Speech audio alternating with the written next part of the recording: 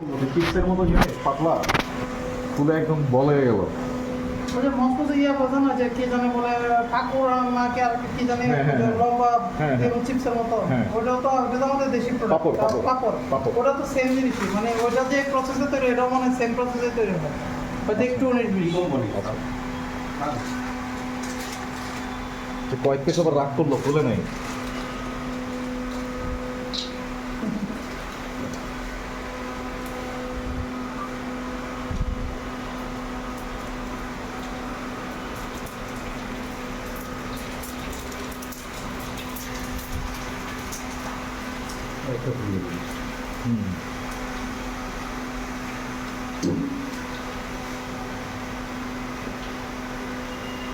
ওটা কিন্তু মানে ওটা কোন এটা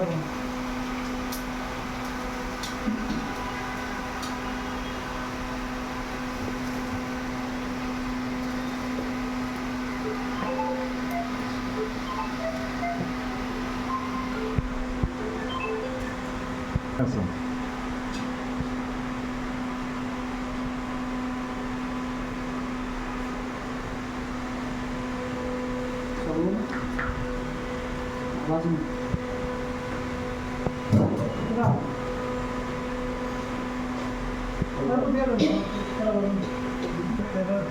থিকনেসটা আগে থেকে একটু ঘন হয়ে গেছে এখন কিছুক্ষণ ছিল কিছুক্ষণ থাকলে এটা একটা ঘন হবেই তো ঘন হওয়ার জিনিসই যেহেতু কর্নফ্লাওয়ার দেওয়া আছে না ব্লড দেওয়া আছে প্লাস হচ্ছে বেসন তো কর্ন দিয়ে বানানো হ্যাঁ এটা তো আস্তে আস্তে ফুলবে সময় থাকলে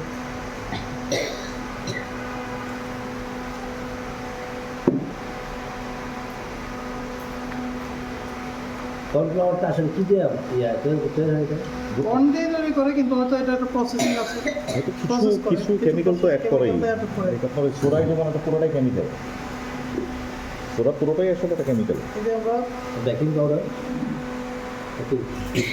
অ্যাকচুয়ালি জাস্ট আপনার মাথাটা এদিক ওদিক আছে এটা একটু কমপ্লিট করা ফার্স্ট হচ্ছে আপনি এভাবে নেওয়ার পরে একটা ঢালা দিয়া গরম তেলে ছেড়ে দিতে হবে अनिल भाई आधा प्लेट लो আপনি খুব নাস্তা ভালো হবে ইনশাআল্লাহ আজকে।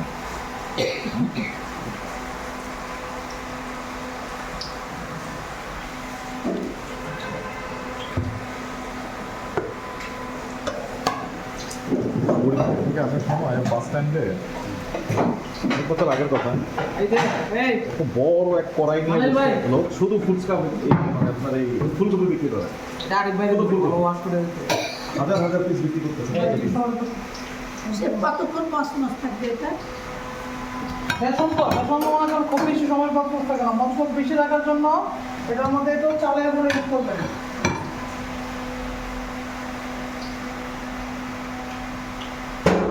কমার্শিয়ালি ইউজ করা দরকার আছে সেক্ষেত্রে এই না, চালের বাইরে গুঁড়াটা থেকে আমরা যখন নিয়ে যাই ওদের তো অনেক ভালো মাছ মাছ থাকে।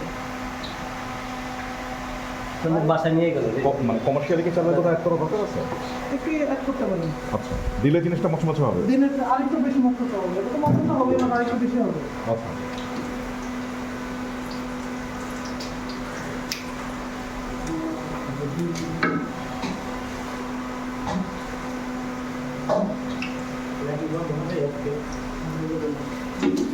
আমরা এগুলো তো ছাড়লাম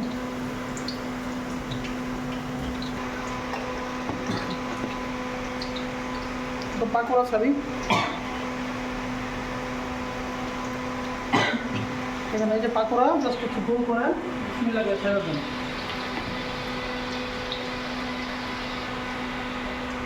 তবে পাকোড়া ছাড়ার ক্ষেত্রে বা ইয়ে করার ক্ষেত্রে হচ্ছে হাতটাকে এই যে সাথে সাথে ডিজাইন এবার তাহলে হচ্ছে হাতে বাঁধবে না জিনিসটা যদি হাত ভিজিয়ে নেন পেঁয়াজ হোক আর পাকোড়া হোক হাতের মধ্যে এটা বাঁধবে না এটা সাথে সাথে চলে যাবে এখন আমরা শুরুতে ভুল করে না আমরা থেকে পেঁয়াজের মতো চ্যাপটা করে পাকোড়া থাকতে পারে অনেক জায়গায় দেখেন পাকোড়া কিন্তু চ্যাপটা নেবে এই যে এইভাবে তাই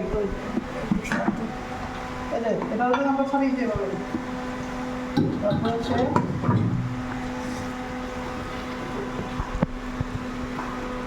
এই যেভাবে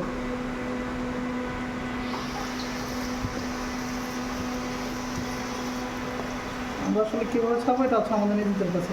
পাকোড়াটা বলতে শুনবো সব জায়গায় পাকোড়াটা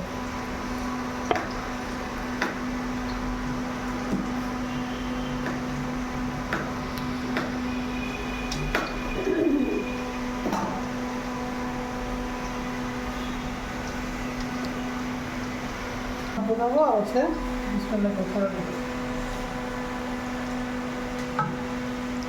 বেরোবো বিসমিল্লাহ করে ছড়া দেবো। এটা একটু টাইট হয়ে গেছে, বাট আপনারা হচ্ছে আরেকটু নরম পানি দিয়ে একটু করে নিতে পারেন। রেসিপিটা হচ্ছে আসলে এখন পানি দেওয়াটা ঘন পাতলা এটা নিজে চোখের থেকে যায়। সেটা নিজেদের আর তাও যা যা দিয়েছে সব পারফেক্ট, মানে এনে কোনো খুঁত নাই ভুল নাই। বাইরের দোকানগুলোতে কি হয়, এরা তোমার মন করে কাজ করে রাখবে।